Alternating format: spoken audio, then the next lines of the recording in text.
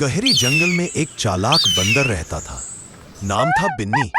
लेकिन एक दिन उसे सुनाई दी एक अजीब घंटी की आवाज, जो कभी पास तो कभी दूर लगती थी।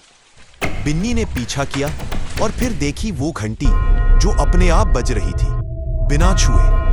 लेकिन जैसे ही उसने उसे छूने की कोशिश की, जंगल की हवा बदल गई और एक परछाई जाग उठी। क्या बिन्नी ने जगा दिया कोई प्राचीन रहस्य? जानिए अगले भाग में। अगले भाग के लिए कमेंट करें।